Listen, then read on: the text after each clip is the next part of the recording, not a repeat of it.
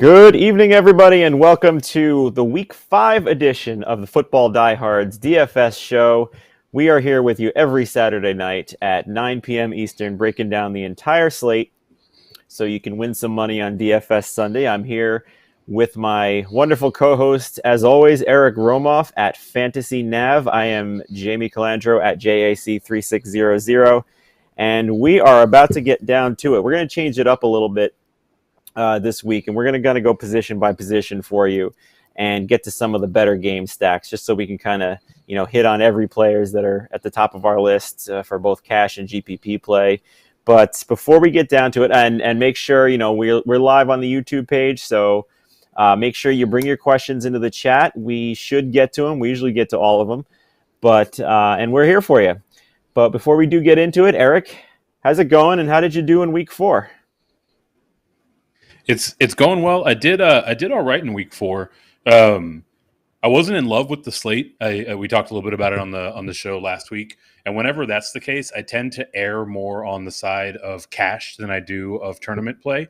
And cash is pretty stable. So had a nice profitable week. Didn't pay off any mortgages or anything, but I'll take any week turning a profit in this game.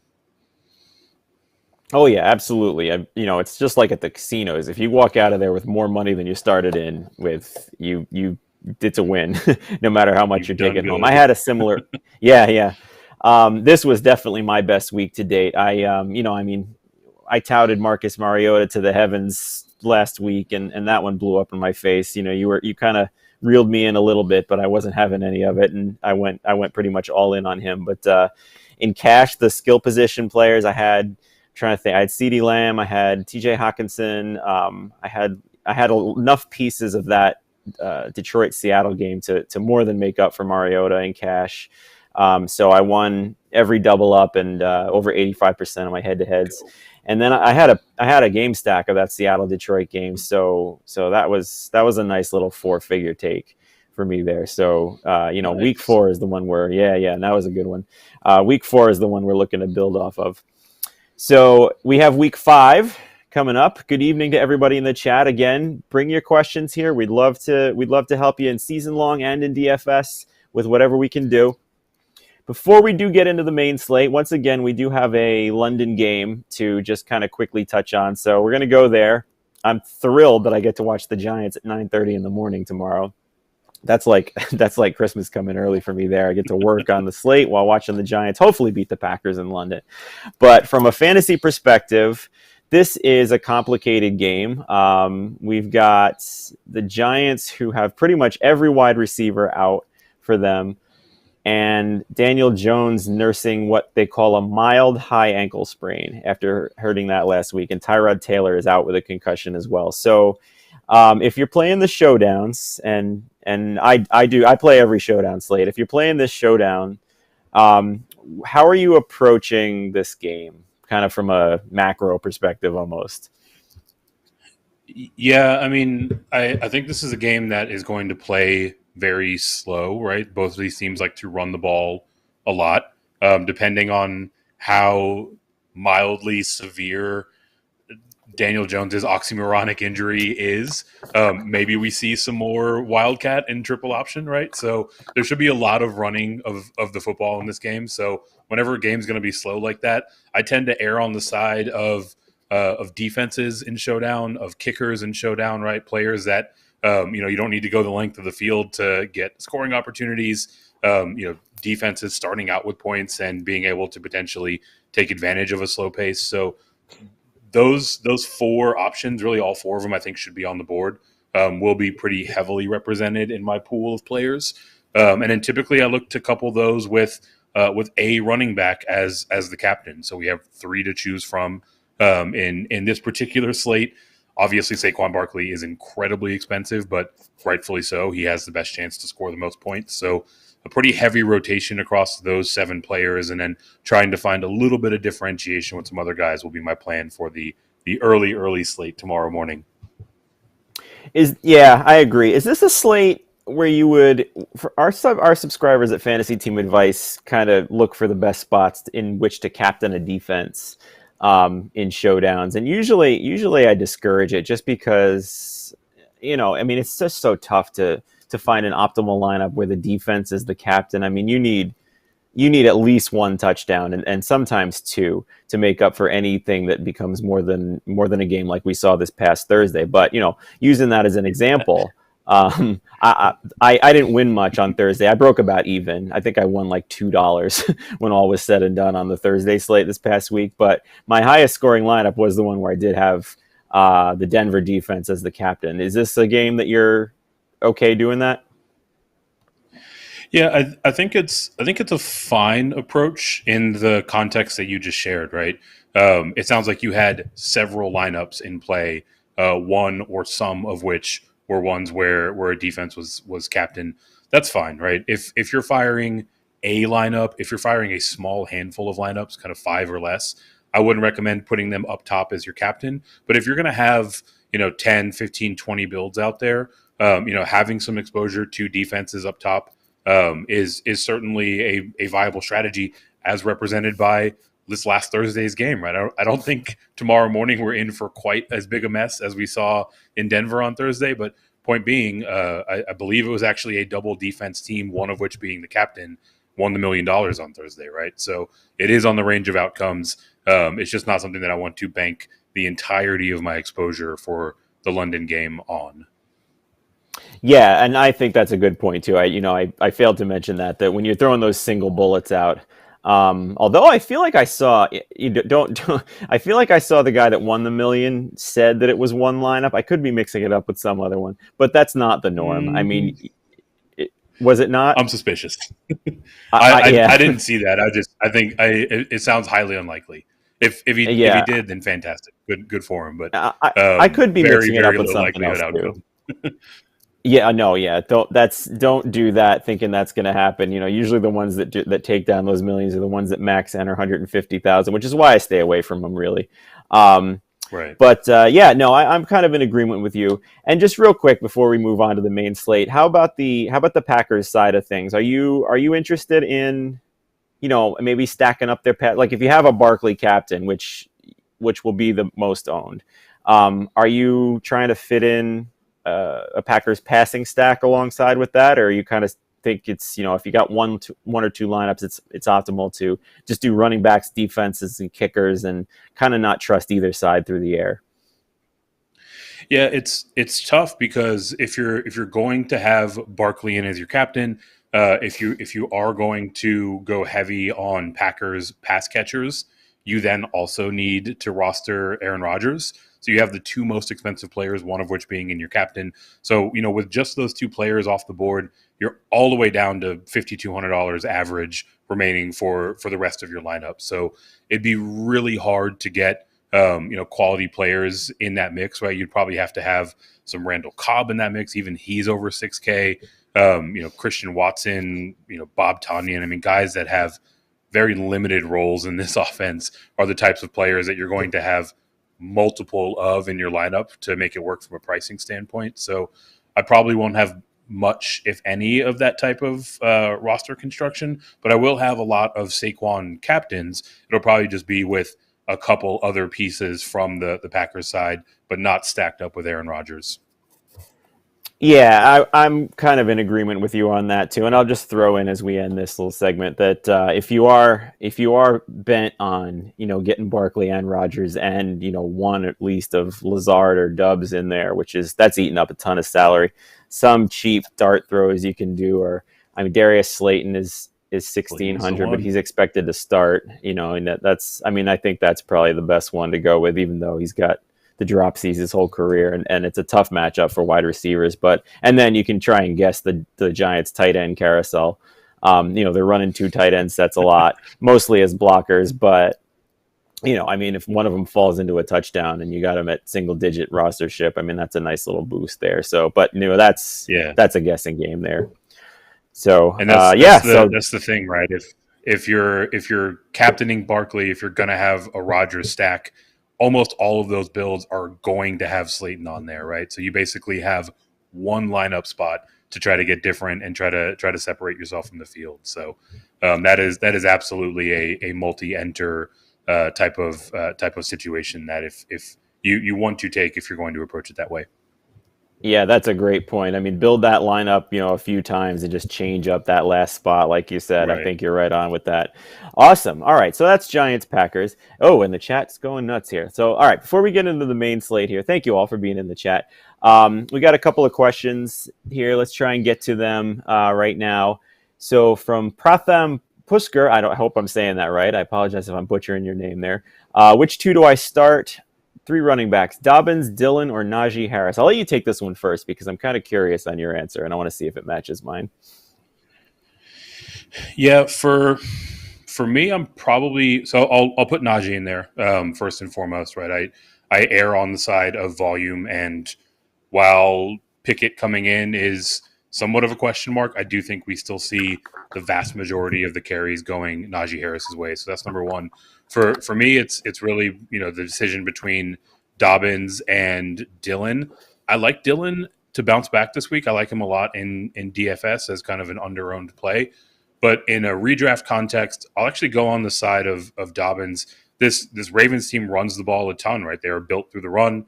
Obviously, a lot of that is delivered through Lamar Jackson. But as we saw yesterday, they get in close and they like to run the ball. And Dobbins can get those goal line and red zone touches. So I'll go for a little bit more upside on the Dobbins side relative to Dillon.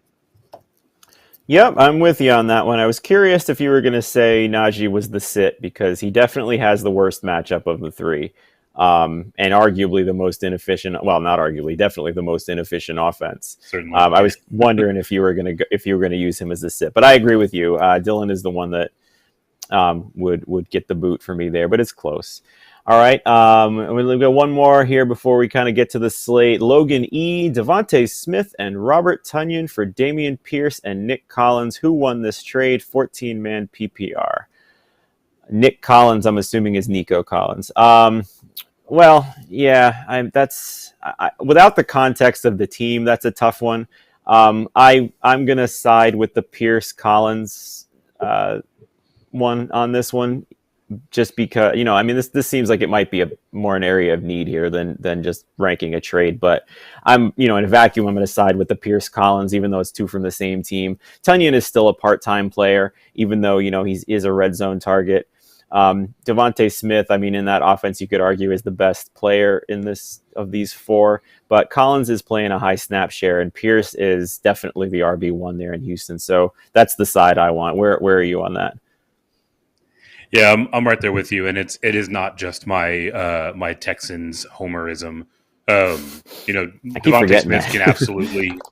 It's a diamond in the rough. There are many of us, but Devontae Smith can certainly flash. We've seen him do it, here a few weeks ago. But in that kind of wide receiver 3 range, it's going to be boom or bust, right? So having him in your lineup will be fantastic 1 week, and then the next 2 to 3 weeks, you're going to be cursing yourself as he puts up a 2 or a 6. Whereas Dameon Pierce, especially down the stretch run, right? Like he is getting such a consistent workload at a position where it's hard to find guys that are getting this percentage of the opportunities out of their backfield. So Texans fandom aside, I'll go with the Pierce Nico Collins side.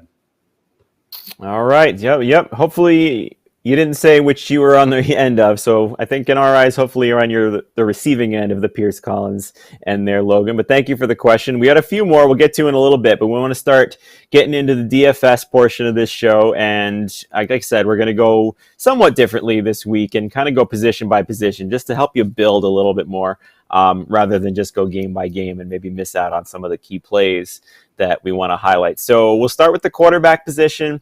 Right at the top, you've got, and these are all DraftKings prices, anything FanDuel that we throw in there, but we're going default DraftKings prices. So we have Josh Allen right at the top at 8,200 and Jalen Hurts right behind him at 8,100. These are definitely the top two players in a tier of their own at the quarterback position in DFS. So we'll start right there. Eric, are you considering either of them in cash? I think we could both agree they're definitely in GPP use with their offenses, but are you considering paying that price tag for cash? And if so, which one would it be?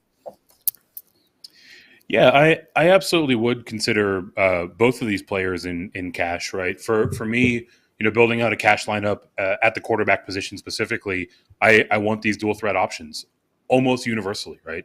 Not not all mobile quarterbacks are are destined to be your cash game signal caller, but almost all of the signal callers I select in cash game are going to be able to get it done on the ground. Josh Allen, Jalen Hurts are maybe two of the best doing it at the NFL right now. So it is a bit of a hefty price tag, but they just have so many ways to get to that 2.5, 3x value that I'm happy to do it in cash. I'll have a few other guys rotating in, mainly guys that can also get it done with their legs, right? Yeah, absolutely. Yeah, and I'm with you. I think if I'm picking one, I'm going with Josh Allen. The very least on DraftKings. On FanDuel, there's a little bit more of a pricing difference between the two to make it a different decision here. But where they're identical or 100 apart, I'm going with Josh Allen here, simply because the entire offense runs through him. They do have the highest point total on the board at 31 right now. You can't really look at the Steelers. They've given up the 12th most fantasy points per game to quarterbacks so far this year, but even that, I mean, that's the last three have been Mac Jones, Jacoby Brissett, and Zach Wilson, and they don't have T.J. Watt. And actually, I just saw an update that he underwent surgery, so he's out a while. I saw that. Yeah, so that's a huge hit for their defense. With their wide receiver core pretty much fully healthy. Dawson Knox is out. But the wide receiver core fully healthy, and Devin Singletary taking over as that featured back. I'm ranking Josh Allen ahead of Jalen Hurts. Also simply because I don't think the running backs for Buffalo are there to steal the goal line touches as much as the Eagles ones are with Hurts right now. Are you different there? Do you think it's kind of either or 1-1A, or is it a 1-2 situation? Yeah, I think in practice it is a 1 and 1A situation. For me, all of the points that you made about Josh Allen are spot on. Part of me just hopes that the extra $100 comes into play, and that might drive his ownership down just a little bit. But the reality is, I mean, that it's almost an identical matchup with the two of them relative to Pittsburgh and Arizona that they're playing respectively. Both give up a ton of yardage. Both give up a relatively similar amount of yards on the ground to opposing quarterbacks. So it couldn't be a more similar set of circumstances for these two players. Other than I do agree that Josh Allen will get ever so slightly, incrementally more work as a carrier in the red zone than Jalen Hurts was, at least so we've seen through 4 weeks, right? So that would be the way that I lean, but really either of these are fine options in cash and players that you can build around in a tournament context. Yeah, for sure. So yeah, I think we're kind of in agreement there that we can pay up there at the tops. But if we aren't, and we're going into that mid tier at quarterback, there's one guy, I mean, right now that's sticking out to me. He is not a dual threat quarterback, but he is the one that I have in my placeholder. Yeah, he's definitely the opposite. He is the one that I have in my current placeholder right now at quarterback, and that is Mr. Soon-to-be single Tom Brady, playing against Atlanta, coming off a huge game where he had his receiving core all healthy. He put up one of the most Brady-like lines that we saw there, and in a loss. This is a game where they are favored against the Falcons, but a very, very soft defense. So $6,000, we're getting the discount on him of playing in prime time, where sometimes the sites release it as the game is going on or before the game is over. So right now, we're still seeing that Josh Allen is carrying a higher rostership percentage than Brady. Even if that changes, though, is that the guy you think you're going with? Is there somebody else in this range? Talk to me about Tom Brady. Yeah, so Tom Brady is definitely that mid-tier option, right? The second that you mentioned the opposite, I knew exactly where you're going. He couldn't be in a better spot. He has all of his weapons back, like you mentioned. Atlanta, we've talked a lot about how they are stout on the perimeter and kind of drive targets to the interior, and we're still seeing a lot of that. But also, AJ Terrell isn't quite having the season this year that we've seen from him in years past, right? So I think the exterior of this secondary can be exploited a little bit more than maybe we were giving them credit for through the first couple weeks of the season. So it's really wheels up on Brady. For him to get to value on $6,000 is there's so many paths for him to get there. It's a very, very high likelihood proposition. I guess the only argument that I could try to assemble against Tom Brady at this price tag is, yes, they have everybody back, but a lot of these players, Tom Brady included, are kind of nursing, sort of nagging injuries. So if, and by my estimation, when they get up to by a large amount of points, they've created a large deficit. Maybe they take their foot off the throttle a little bit. If it feels like I'm kind of grasping at straws for what what that looks like, it's because I am, right. Tom Brady tends to go for the jugular, but maybe there's a world where that's the case, and that kind of limits his upside. But even in that situation, by that point, the damage is done. He's very likely at value, and he's a very safe option sitting down at $6,000. Yeah, and we'll get to that shortly too, because Fournette is one of my favorite running backs on this slate as well, whether or not you have Brady or not. So, we'll get into that game scenario in a second too. But yeah, I think if you're in that mid tier and you're playing cash, if you're not paying up, I think Brady is by far the most sensible one. I don't have a problem taking an underweight approach of him on GPP because there are definitely cheaper options to pivot right off of him too. So let's get into them for a second. So, I mean, we've got some people in that cheaper than $6,000 range that are offering some appeal here. Even as low as the low 15,000s if you get down to the Andy Dalton range. But I mean, we've got Trevor Lawrence at 5,600. Can Geno Smith keep going what he's been doing at 5,500 in a much tougher matchup against New Orleans? Teddy Bridgewater, he's not Tua, but is he close enough with those wide receivers that he has against a soft defense in the Jets? He's 5,400. Andy Dalton facing a soft Seattle defense that just gave up 45 to Detroit for New Orleans. Is he a GPP option? If you're picking one of these guys, who do you think who's standing out the most, or is it someone I didn't even mention? Yeah, for me, it's probably someone that's not on that list. They all have arguments that can be made for them. I would probably look to go up ever so slightly in price tag and look at Jared Goff. He's $6,100. Up in the air whether or not he'll have Amon-Ra St. Brown back, but ultimately, we saw him perform very well in his absence. Right? There is that long-standing relationship with Josh Reynolds. TJ Hawkinson finally had the breakout game that I threatened him to have last week. So for a guy that's in a matchup that is very favorable and looks like he'll be relatively overlooked, right? He should come in kind of sub 4% rostership. This is a guy that against New England, who's giving up a lot of points, the ninth most points to opposing quarterbacks on the season. This is a player that I'll probably be pretty well exposed to, right? I'll certainly be overweight to the field. I think the question for me is that, 2.5x, is that 4x?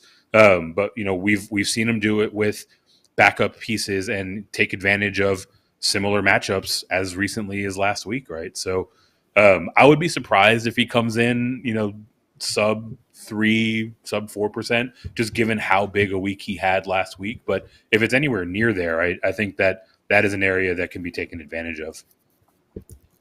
All right, so that's a good one too. And so before I give mine, I'm gonna segue you because we have a question in the chat, and we'll get to the other ones before we do the running back that we have sitting there too. But AZ Iceman 77, he's got a question in the chat. Says, how much do you trust the Detroit offense in DFS with all the injuries they are dealing with? Swift, Chark, maybe Reynolds, and maybe Amon-Ra St. Brown. So I think you pretty much answered him.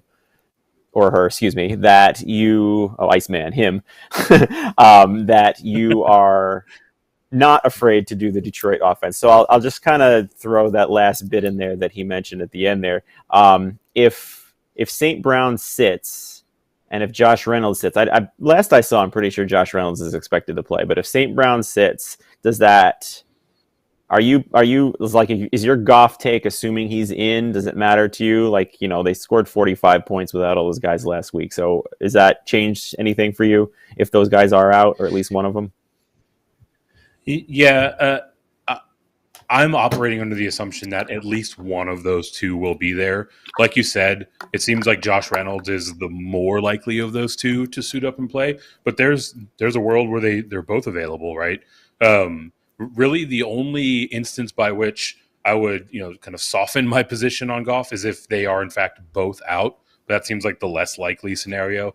And even then, right? Like we've seen him distribute the ball to several different pass catchers that are coming in off the practice squad or coming in off the street, right? So I think that he is in a fantastic position. And just generally speaking, it feels like teams playing against New England don't get rostered nearly as frequently as they should. New England is a very favorable matchup to opposing quarterbacks, and I think people still associate New England with with being stout on defense and taking away an opposing team's best player. That's not the Patriots in 2022. So I'll happily be on Goff Island with 2 to 4% of my closest friends as we're making out GPP builds next week.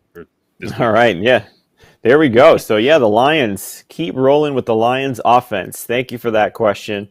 Before we get to... Oh, no, let me do this first. So, just the cheap quarterbacks that I mentioned, the one that I'm most on of that cheap grouping under 6,000 is Bridgewater.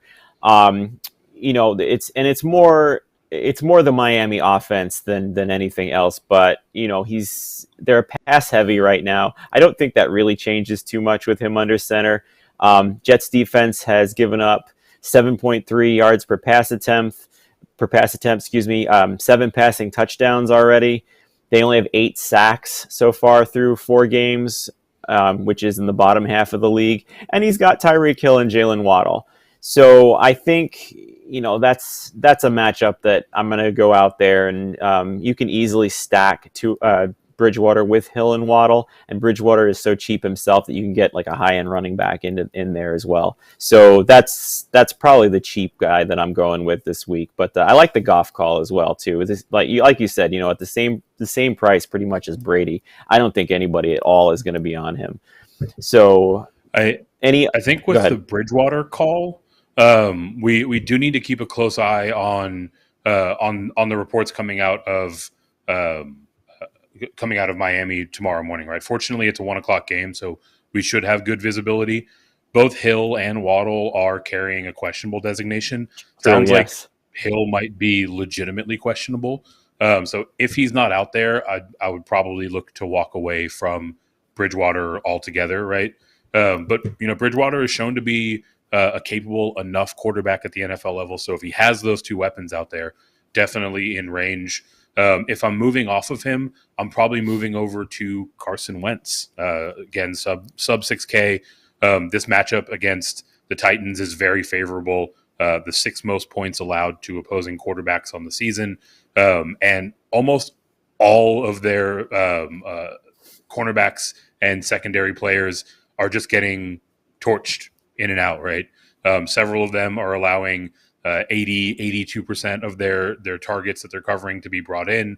A lot of them are allowing 1.5, 2.5 yards per route covered. So, very much so the Commanders should be able to move the ball at will through the air. And that seems to be where they're at their best, right? These games where these players are on the radar, Terry McLaurin, Curtis Samuel, they'll be without Jahan Dotson. But, the games where they're popping is where they have these favorable matchups and they're willing to take advantage of it through the air. So I'll have a good amount of Wentz as it is, but also he's where I would look to pivot if I'm moving off of Bridgewater. All right, awesome. So there we got some under the radar quarterback calls that go along with some stacks and GPPs. So that's kind of our quarterback pool I think we're looking at right now. We are going to move on to running back, which is really an interesting position. Before we do that, though, we got a couple more questions in the chat. So Mary Rizzolo, 1 point PPR, trying to improve my bench. Would you drop any of the following players for Brian Robinson? Breece Hall, Khalil Herbert, Dameon Pierce. So I mean, let's just touch on that a second. This guy, I mean, I was reading about it today. The guy was like in a 2-on-1 against people with firearms, and he was defending himself. He gets shot twice in the leg, and he's cleared to play week 5. I mean, that's pretty amazing, right? What an absolute badass. Like, yeah, literally superhero level stuff. And it's such a great story, right? Like, he was blowing everyone's socks off over the course of camp, to the point where he was looking to relegate Antonio Gibson to, kickoff duty. This incident and this injury happens. It was just a huge gut punch. So to see him back, as soon as he possibly can be, and it sounds like they intend to get him into the mix. So really happy to see it. I do think that he can make some noise on this roster. I guess to the core of your question, I'm probably not looking to drop any of those players for Brian Robinson. Maybe if you're not rostering David Montgomery, you could consider cutting Herbert loose. But in reality, I feel like there's a very high likelihood that there's someone else on your roster that you can let go. If it's a 1-quarterback league and you have a second quarterback, smell you later, second quarterback. If it's a 1 tight end league or a non-tight end premium league and you have 2 tight ends, bye. If you have a second kicker, you have a second defense, there's probably fat elsewhere on your roster that you can trim, because I do think Brian Robinson is a good add. I just don't want to let any of those particular players go in order to acquire him. Not only because I'm worried about kind of the trade-off 1-to-1 for that player, but I don't want to gift anybody in my league Khalil Herbert or Dameon Pierce or the like, right? I'm 100% in agreement on everything you just said, and pretty much down to the letter here. I mean, I'm not dropping Hall or Pierce at all for him. And you pretty much said it, with Herbert. So I would definitely look on your roster to see something else there, because I think Eric's right. You want to add Brian Robinson, but I don't think it's at the expense of these guys either. So thank you for that question, Mary. Let's take one more before we get back to the running back. 10-man PPR. My lineup is Trevor Lawrence, Jared Goff, and is this a super flex? Amari Cooper, Devontae Smith, Romeo Doubs, Mike Evans, Brandon Ayuk. I just need help with my wide receivers and flex. To be honest, my running backs are a lock with McCaffrey and Pierce. All right, so Cody, that question is from Cody Green. Cody, I'm going to ask you, we're going to get to the running backs now. I'm going to ask you to kind of specify a little bit more how many of these guys you start, how many wide receivers, how many flex, is this PPR? We're going to need a little bit more information from you on that, but we'll get back to that question as soon as we possibly can. All right, so moving on to the running back position, which is kind of the crux of every cash player's lineup. I almost always play 3 on DraftKings and on FanDuel, really. Not, I don't force it in, but that's usually the way to success, because you can predict touches a lot more. So we have, this is a kind of a unique situation where I'm not really looking at the top so much, but we'll touch on them really quickly. We've got Christian McCaffrey at 8,500, Derrick Henry at 8,200, Austin Eckler at 7,800. Are you looking at any of these guys in cash, Eric, this week at that price? Yeah, I mean, I think they'll be in range, right? I love Chubb's matchup this week. I love Eckler's matchup this week. Those are both guys that I think should be in the pool for cash builds. Of the top 2 players, Christian McCaffrey, Derrick Henry, I'd probably err on the side of McCaffrey. He just gets so much work as a pass catcher, right? We saw it as recently as last week, right? He put up a 26-point outing on 8 carries for 27 yards. But he also had 9 receptions for 81 yards, right? And that's just so much the formula for this Panthers team, to where if he's going to get almost wide receiver 1 volume as a pass catcher, he just has such a safe floor, even at $8,500. Yeah, and we have to really look. I mean, he's not putting up the ceiling games that he has in the past yet. But we really have to look to when he was at peak. He was pushing 11,000 with his price tag for a while there. To get him at 8,500 is really a significant discount that I think we're kind of discounting. I'm certainly going to have him in GPP, as always. I'm probably not looking as high for that right now. I really like Eckler again this week. I mean, he started to lose touches there, but I mean, if he like McCaffrey is so safe in the passing game that, I mean, his touch counts in the first weeks is 18, 23, 12, and 19. And the Browns almost gave up 7 yards per carry against the Falcons last weekend. So, I don't think I'm not chasing the multiple touchdown game that Eckler had last week, but at the same time, I don't think his price moved enough to reflect his role and his talent level and the matchup he has with the Browns this week. Where are you on Eckler? Yeah, I completely agree with everything that you said. I actually think that he's in a position to go back-to-back weeks as the running back one. It's just such a favorable spot against the Cleveland Browns, right? Specifically without Jadeveon Clowney out there. We all associate him with knocking that dude's block off. We have to remember that was a running play rather, right? Like he is an elite run stuffer, and he is, at least according to recent reporting, not likely to play tomorrow. So it was already a favorable matchup. He won't be out there. I mean, anyone that's carrying the ball for the Chargers should be able to get it done. And again, he's so heavily involved as a pass catcher, like you mentioned. Honestly, the thing that's most surprising to me is where his rostership is coming in, right? Like, I think Eckler goes into tonight as my cash game pencil in at the running back position. Yeah. But if his rostership is going to stay sub 10%, I'll probably have way more than that of him tomorrow in my GPP builds, right? I think he should be closer to like a 13 to 15% rostered kind of guy, just given his price tag, given the matchup, given how recently we've seen him lead the slate in scoring. Yeah, that seems like an overweight situation for sure, if that's where that's going to stay. On that same line, I'm curious on your thoughts on another player here. So Dalvin Cook at $7,300. I mean, he's off to a slow start by his standards for sure, but he's not doing anything different as far as like the touch counts go. I mean, in 2 of the 4 games, he's had over 22 touches. He's got more than Eckler. So, the Bears is a soft matchup as well. And right now I'm kind of looking at his rostership, and it's more than Eckler's, but it's still less than a lot of other running backs on this site. Like, he's not chalk at 7,300. Where you stand on him? Yeah, I like Dalvin Cook a lot. Again, very, very safe in terms of his role in this offense, and therefore should be on the cash game radar, right? Maybe you land there, maybe you don't. Like I said, I would probably lean on the side of Eckler, just given how involved he is as a pass catcher. But specifically, I think the thing that is keeping him off of a lot of rosters is a player that I know you want to talk about.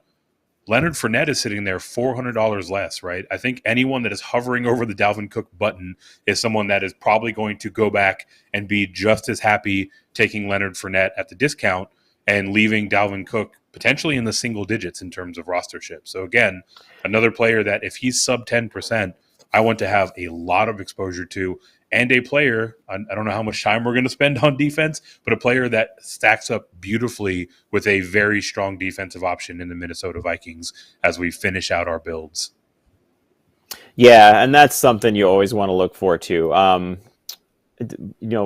Pairing those running backs in defense is such a plus move, just because the game, if the game script goes the running backs' way where they're getting those maximum touches, that means that the other team has those more dropbacks, and you get those sack and turnover opportunities. And that's certainly the matchup for Minnesota. So I'm with you on that one. And I agree on Leonard Fournette as well too. And that's probably what is driving his ownership down, because we are looking at Fournette with the highest percentage of ownership right now, and rightfully so. Are you? So I think we're in agreement here. Without getting too into the matchup, that Fournette is in a smash spot against the Atlanta defense.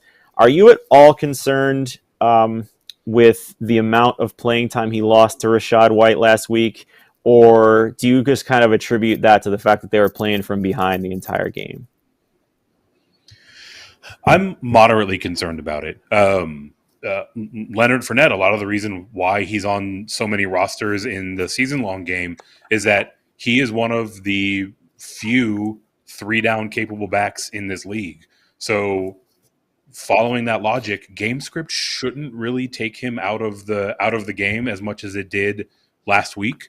I don't want to speculate as to what was going on or why these decisions were made, but I do think that this team sees they have a very valuable and also an equally versatile weapon in Rachaad White and wants to get him the ball more than they had been, which was generally more than not at all. So I don't think he's going to cede a ton of work to Rachaad White, but I don't think it's nothing, right? I think that we're going to see a couple touches here and there. For me, again, on the radar from a cash perspective, a player that's going to be close to 20% of rosters is someone that I almost always fade in GPP context, right?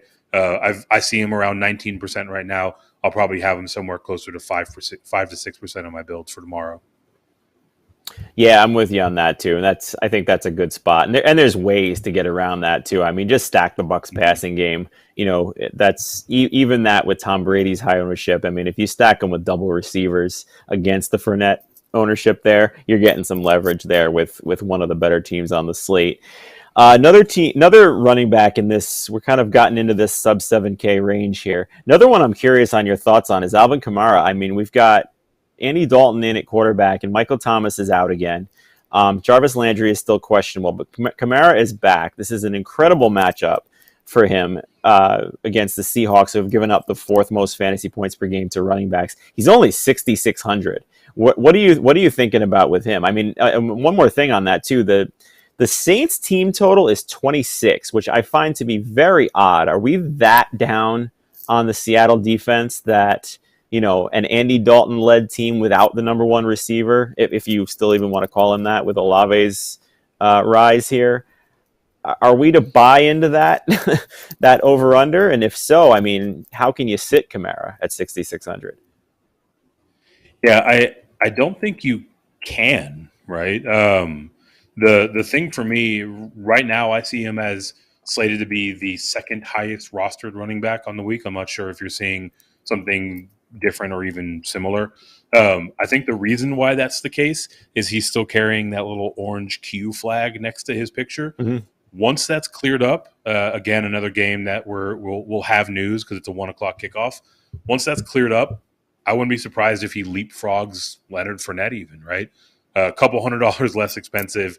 And everywhere in the wake of this Seattle defense thus far this season, apart from the Broncos, which are a mess unto themselves, is a very, very, very productive running game for the team that they faced off against, right? So I do think it's fair to go back to the well. And Alvin Kamara, didn't have the best week out there, right? We're talking about under 80 combined yards, 15 carries, 2 receptions. He also got 7 targets, right? Like if Andy Dalton, another week of practice, another week under center, is even, incrementally more accurate with some of those passes, we're looking at like a, 5 for 50 or 60 line as a receiver. So that coupled with his, 15 to 18 carries that he should see, very much so, is almost a lock to get to value from a cash game perspective at 6.6K. Yeah, I mean, he's in my placeholder for certain right now. It's gonna take some major tinkering to get me to move off of that, because of everything you just said here. So yeah, I think we're in lockstep on Kamara there. And I see a bunch of questions in the chat. We'll get to them as soon as we finish up with the running backs here. But so we go into that sub 6K range here too. Right now, actually, I lied. Fournette is not the highest rostered running back. Right now, what I'm seeing is Jeff Wilson at 5,500 being the highest rostered running back, going up against Carolina. I do see also we've got both Patriot running backs in good spots in that mid 5,500 range. Breece Hall, who has seemingly taken over as the Jets running back now at 5,400. All of these guys are in pretty nice spots and at pretty nice price tags. So I'll start with Wilson here. I think this is. I hate.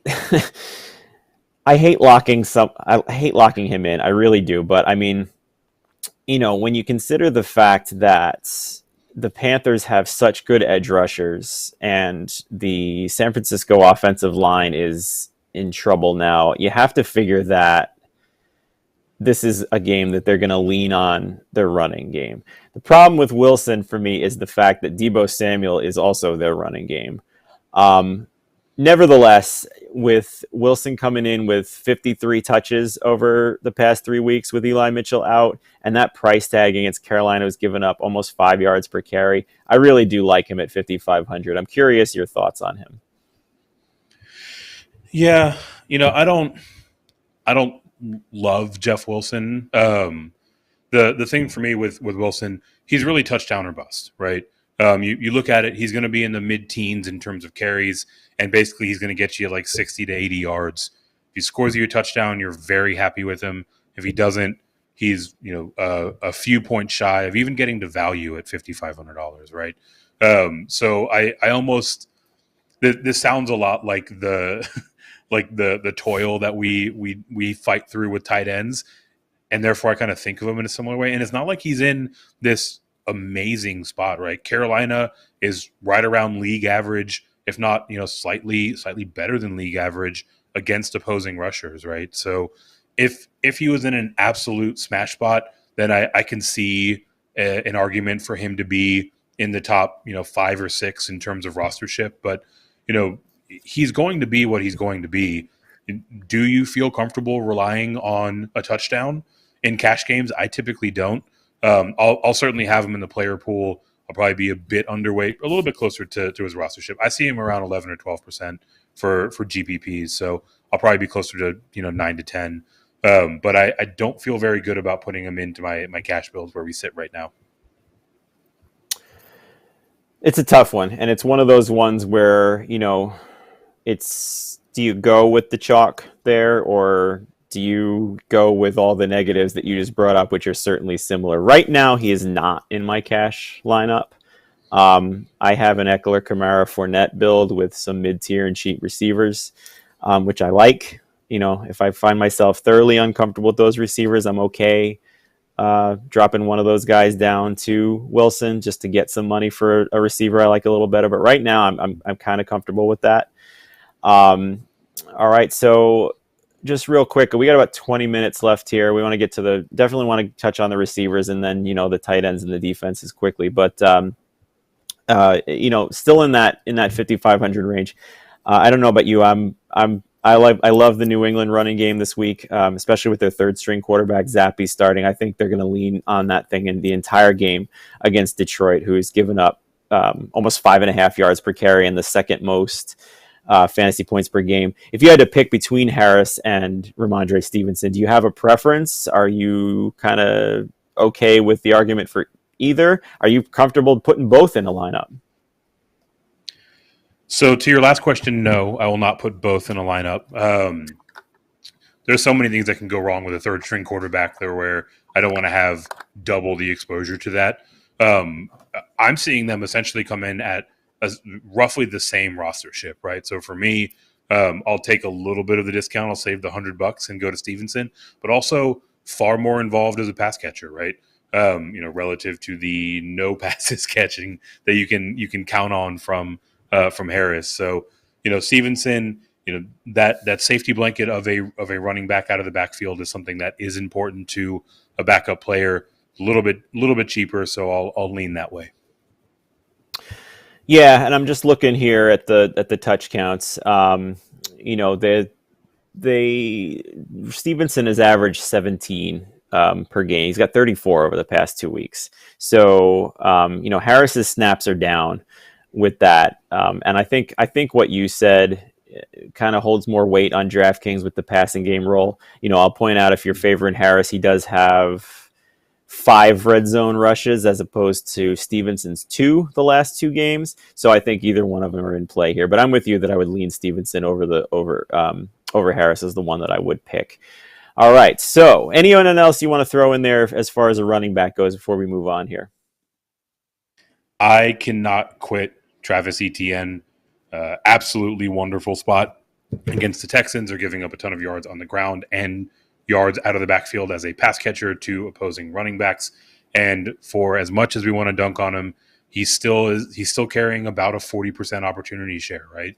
James Robinson has taken the lead.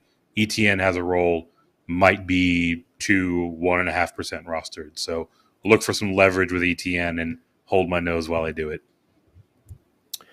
Yeah, I don't mind it at all. And we've seen a little bit of a shift his way, not to the extent of what we're seeing with Breece Hall and that Jets offense, but for sure. I mean, they want to get him involved, and we saw that last week.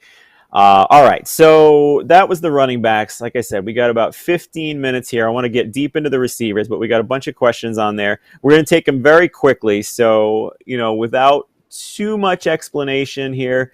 From the Joker, Ramondre Stevenson or Jeff Wilson, two players we just talked about, full PPR. I'm going with Wilson, and you're going with Stevenson. All right, so we weren't any help to you there at all, the Joker. We're sorry on that. But the good news there is we both did kind of break those players down. So if you were listening, and I think Wilson's touch count is more bankable, but I think his floor is lower than Stevenson. Would you agree with that? Yeah, that's how I would put it. Also, I'm still in DFS mode. If that is redraft, I'll go with the safety of the touches with Wilson. True. Yeah, right. We gotta switch hats here too. All right. So yeah, there's that too. All right. Older Budweiser trade offer, half point PPR. I get Chase and Hunt and give up Godwin and Pierce. Also have McCaffrey, Stevenson, Waddle, and Lamb on the roster. I am good with doing that. What about you? Go press the button right now. Yes, please do. I mean, that's, you're getting a guy a couple of tiers ahead of the rest in Chase there and comparable running back. So yeah, absolutely. All right. Cody Green. Okay, so this is from the last one. Again, I'll say your lineup real quick. So he's got Trevor Lawrence, Goff, Amari Cooper, Devontae Smith, Romeo Doubs, Evans, Ayuk. Need help with the wide receivers and flex. So it's 2 wide receivers and a flex. So we're going out of Amari, Devontae Smith, Doubs, Evans, and Ayuk there. You go first. Evans is a lock of that guy. I got to look at it a little more, so you go first there. Evans is the lock there. I'll go with Amari Cooper alongside him. For the last one, we're between Ayuk, Devonta Smith, and anyone else? And Doubs, Romeo Doubs. Doubs. I'd probably err on the side of Doubs, honestly. His role in this offense really seems to be cemented over the last 2 weeks. I expect that to continue, right? Once Aaron Rodgers finds his guy, he tends to go to them pretty reliably. Ayuk is the easy bench out of this one. We talked about Smith earlier. It's going to be boom or bust. Smith does have a solid matchup this week, but if you're not willing to stomach a 3 to 6 point effort from Devontae Smith, I'll go with a slightly higher floor with Doubs. Yeah, I don't disagree. As you were saying, that Smith was my lean there over him, just more for the game environment and expected potential shootout. But I don't mind it. I agree with you that Ayuk is absolutely the sit there. I think San Francisco is going to run, and rightfully so. The Carolina pass defense is good. All right, so I say Smith. He says Doubs, but I kind of deferring just based on Eric's explanation there as well. All right, let's see. From AZ Iceman again, Penny, for your thoughts on Joe Mixon. Lots of touches, but can't cash in inside the 5-yard line. You keep playing Mixon no matter what. Yes? Yes. All right. Yes, I agree too. Evan Gittleman, one more, and then we'll get to wide receivers. Need flex help. Half PPR. Juju, Etienne, or DJ Moore. So Juju has a questionable tag, so that's a tough one because they play Monday night. In that matchup, he would be the guy that I would go with if I knew for sure he was playing, but you don't have a fallback there. So I might be inclined to lean Etienne on this one. What about you?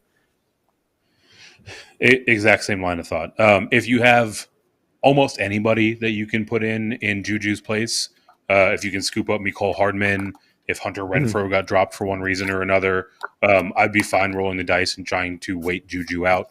If not, I would lean on the ETN side. I mean, DJ Moore is just in such dire straits trying to get even north of 50 yards in this offense in a game where they should struggle yet again. So ETN, if you can't wait it out, but I would exhaust all options available to try to wait it out. Yeah, I agree. I don't like having to ride ETN there. As a last ditch effort for reasons Eric gave, it's fine. But yeah, I agree. Especially in that game, see if somebody's available. All right, awesome. Thank you for the questions. We will try. We got 15 minutes left, I would say. We're going to get to the wide receivers now as quick as we can so we can touch on tight ends as well. But right at the top. So, we'll start right at the top in wide receiver, Eric, with Cooper Kupp. The Rams' offensive line is in an absolute shambles right now. The Dallas defense is 2,500. They're going to be the chalky defense this week. That being said, Cooper Kupp at 9,600. He's actually on pace to beat last year's numbers, believe it or not.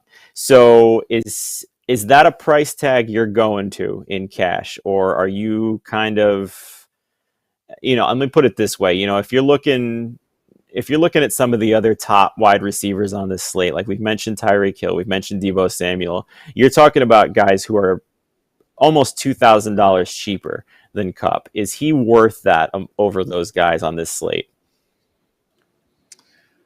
I think he is. I can't recall who. I wish I could give them direct credit, but someone out there said that 2022 Cooper Kupp is in fact Cooper Kupp. He's having a better year this year thus far than he was at this point in 2021. He's got such a reliable role in this offense, and we talk about the state of the state for the Rams. It seems like the way that teams are going to play them for the foreseeable future is just let all of this underneath passing work go. So Cooper Kupp is going to be a lock for double-digit receptions until we see them really try to buck against this trend. So, he's as safe as they come, even at 9.6K. Yeah, 19 targets last week against theoretically a top passing defense in San Francisco. I think there's a lot of room for value. I think you can get Kupp almost $1,000 more expensive before you start questioning whether he's worth putting in your lineup there as well. I agree with you that 9,600, in relation to the other guys seems expensive, but that's that McCaffrey range we mentioned too, where he's in a tier above those guys. So I agree with you. If Kupp is in if you want to, finagle Kupp in there, even at the sacrifice of other spots, I think that's a great move. Who would be your next option here, you think, if you weren't going that high, but you wanted one of those maybe 1A wide receivers? Who would you be looking to in this one? My lean would probably be Deebo Samuel, just based on what I've talked about. I would not put him in with Jeff Wilson. But at 7,700, he seems like a really good value. Where would you lean in that top end? Yeah, Samuels is probably one of the better points per dollar options out there. For me, Stephon Diggs yet again is in a fantastic matchup. Should see a fair amount of very favorable secondary matchups. Hopefully he plays. If so, I'll have a lot of Amon-Ra St. Brown. His matchup against primarily Miles Bryant coming out of the slot is maybe one of the best ones in the league, right? Hopefully he does play. If he does, I'm more than happy to pay up to that 7.6K price tag in order to roster him. Yeah, and Diggs too. I mentioned Hill and Deebo. He's obviously a little more expensive, Diggs, but Diggs is still $1,200 cheaper than Kupp as well. Kupp is still the wide receiver one over him, but if that 1,200 goes a long way, you're not giving up that much, though, I think, in this matchup. All right, so how about into this mid-tier thing as well? We've got a ton of receivers that are effective in the kind of mid 5,000s to 7K range here. We've got both Mike Evans and Godwin. Godwin at 5,900 is almost unfadable to me after what, the snap share and the catches he did last week, his history against Atlanta. He's coming in with a probable tag. So, I mean, at 5,900, he's someone that I'm definitely going to be in on in cash. But there are others here. You got Mike Evans at 6,900, Waddle at 67, Christian Kirk at 66, Olave as the wide receiver one against Seattle at 5,700. Tyler Lockett is a target machine this year at 5,600. Where are you on with this? Yeah, I love the Godwin situation so much. He's going to be so popular, right? I mean, he could push 15% plus, which is mega chalk for a wide receiver, right? There are so many players on the board to get a guy that high in terms of his rostership. It's worrisome, at least in a tournament context, right? In cash games, it has to be Godwin. Godwin and Olave pairs are very, very reasonably priced, and it gives you a ton of flexibility elsewhere in your roster. This is probably the highest end of that mid-range. AJ Brown really shouldn't be $7,500, right? Really solid points per dollar value. Again, he leads the NFL in air yard share. Right, and he's walking into an Arizona secondary, specifically the perimeter secondary that we've been picking on all season, right? So he has a fantastic circumstance. The price tag, he'll probably be a little bit popular, kind of that 8 to 10 or 11% range. But it's chalk that I'm willing to eat. He won't be the most popular guy. I also like what Robert Woods has to offer all the way down at $5,200. Shouldn't be nearly as popular. People typically don't associate offensive prowess with these Titans, and when they do, it's usually more directed towards Derrick Henry. But now that Treylon Burks is on IR, I think we have seen Robert Woods emerge over these last couple of weeks, taking more and more target share. I think that continues against a Washington secondary that isn't very good, right? Around league average. He has individual matchups that he can take advantage of. So like Woods down at 5.2. Yeah, I love that call. I love that call. And I don't even mind. I think I'm more inclined to use him as a standalone play, but I don't mind a Tannehill Woods pairing in GPP as well. Tannehill will not carry any ownership as well. But I think I'm kind of with you that Woods is more the standalone play there.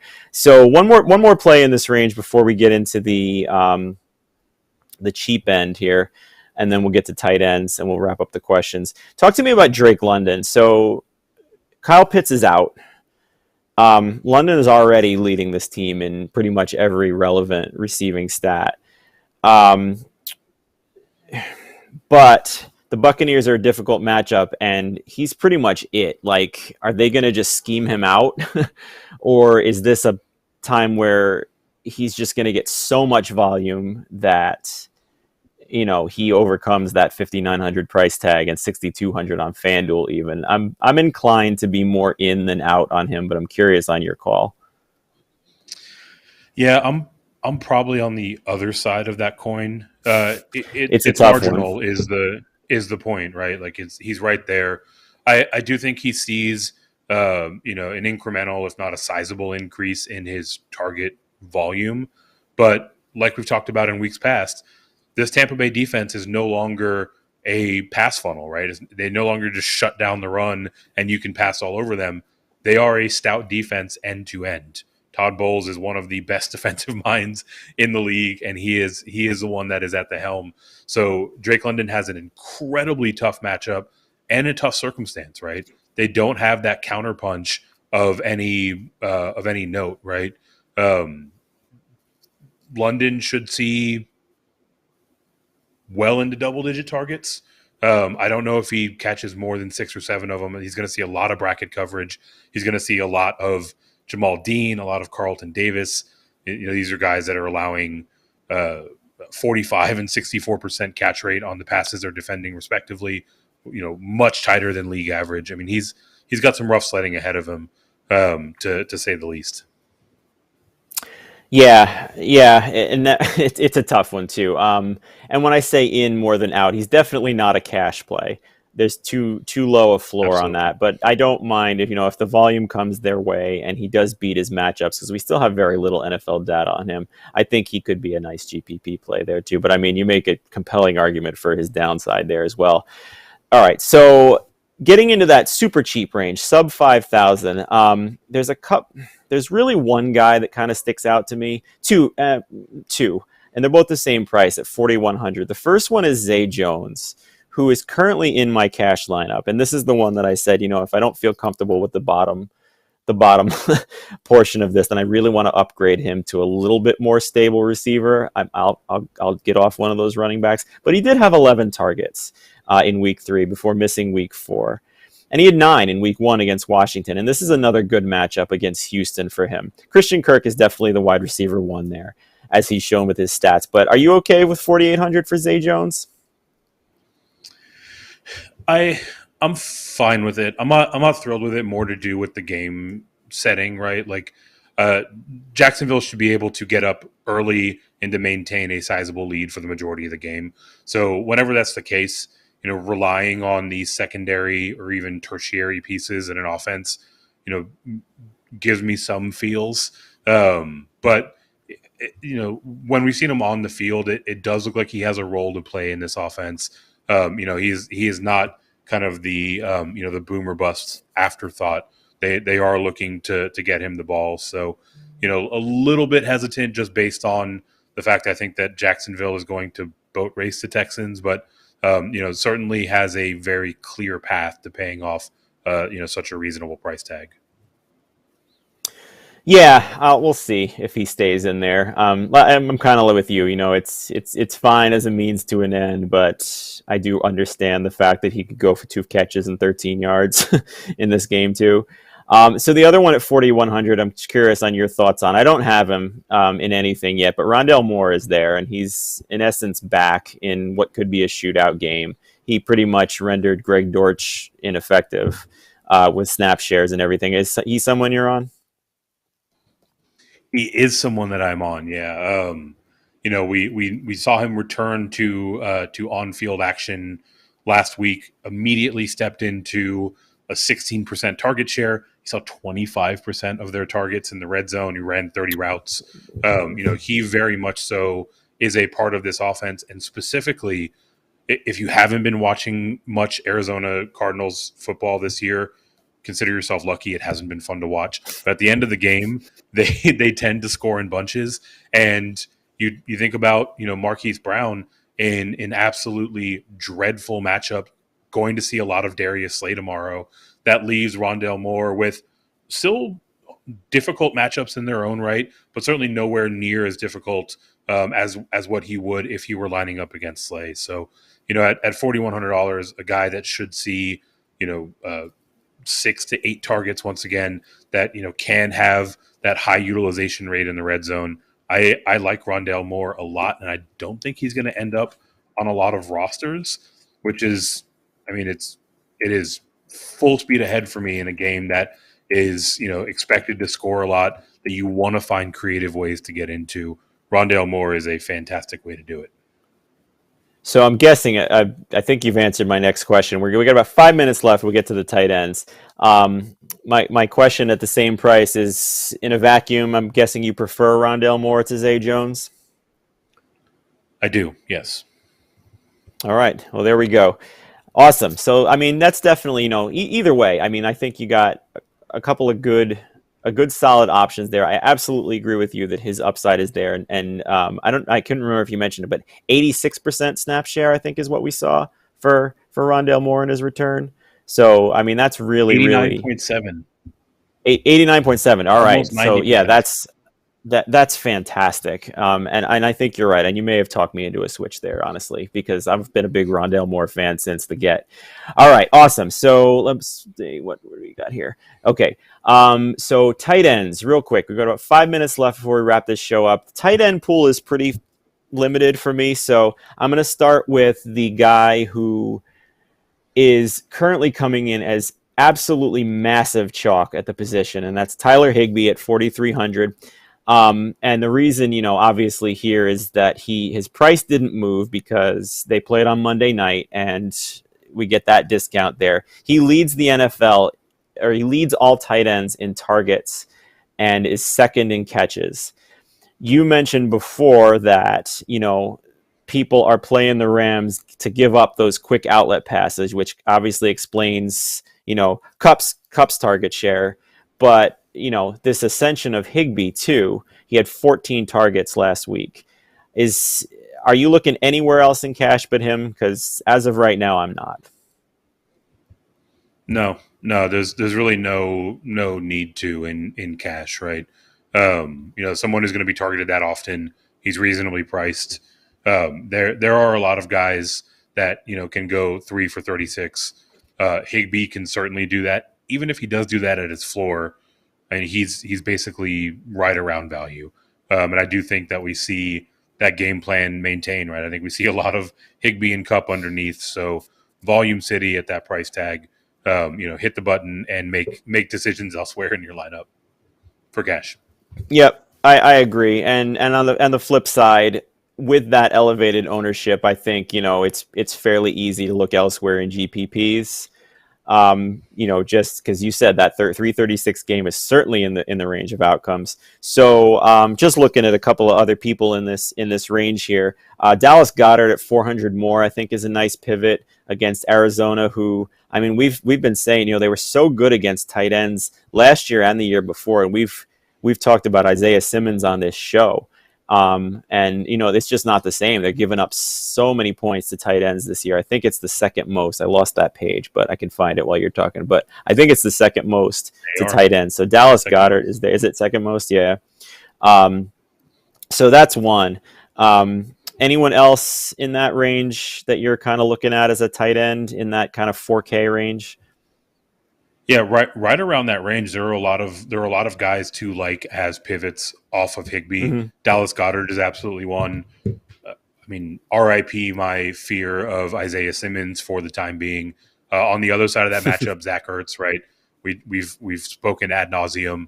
This Philadelphia defense is designed to be funneling everything to the middle. Zach Ertz is hugely involved for Arizona. Don't stack him up with Rondell Moore in cash, but in GPPs, a Kyler Ertz Moore stack is very appealing. Also, TJ Hawkinson. We talked about the question marks around the receiving core for Jared Goff, right? Hawkinson's coming in at 4.9K. I don't think very many people are going to go quite that high when there are so many viable options in the mid to low fours. Could very well have maybe not as big a week as he did last week and blew the slate up, but should have a very large role in a matchup that is very, very favorable.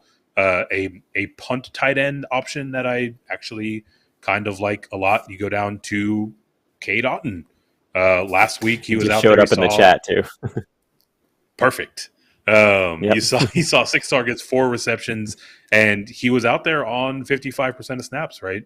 Cameron Brate has already been ruled out. This is an Atlanta team that is third in points allowed to opposing tight ends.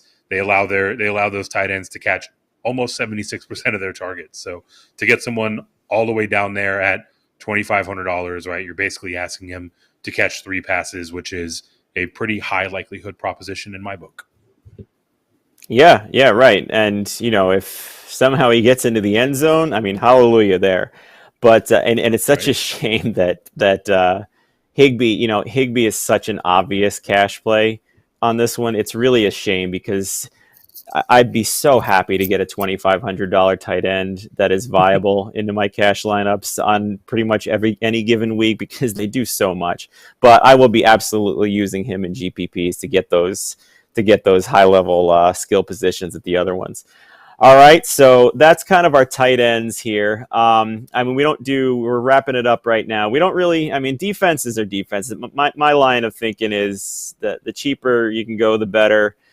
Dallas is 2,500. That's where I'm going to go in cash. Other than that, if you're playing multiple entry in GPP, spread it around. Are there any that, real quick, that kind of stand out to you as ones that you like more than others? I like Dallas a lot, like you mentioned. Also, not mad about the New York Football Jets, $2,600 against a backup quarterback with potentially an injured receiving core.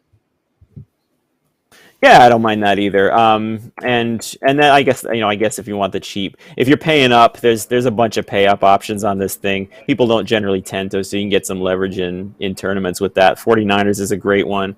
The Bills obviously are a great one. Somebody else that I'm missing. What was that? Oh, Minnesota, we mentioned already, up there too. Yeah, those are really good options if you're paying up. All right, so that is where we are. We got through every position, so we hope we helped you get a little bit of a sense of how to go about the cash and GPPs. I am going to jump on Sirius XM or NFL radio with Bob and Mike right now and talk a little bit more DFS over there. So if you want to keep listening, you got satellite radio, put that on. Eric, it was a pleasure as always. Follow Eric on Twitter at FantasyNav, FANTASYNAV. I'm at JAC3600. We will be back here for week 6, in which will be the first bye week edition of this show. I believe is the first bye weeks in week 6. Am I correct on that, Eric? I don't know offhand, that is but correct. I think it's week 6. We have some buys. All right. Yes, they are. Buy-Mageddons, and they're weirder this year, too. All right, so Eric, great job as always. It was a pleasure to talk DFS with you. I'll be texting you all day tomorrow. Good luck with your lineups. Good luck, everybody else. And thank you for tuning into the